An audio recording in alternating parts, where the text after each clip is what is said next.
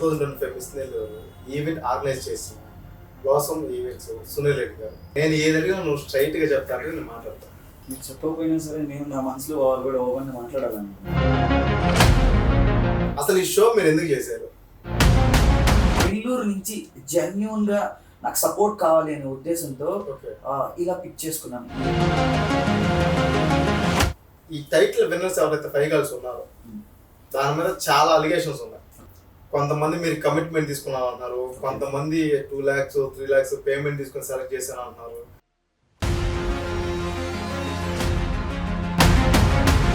ఒక చెట్టుకి నిండా కాయలు ఉంటే ఆబ్వియస్లీ ఆ చెట్టు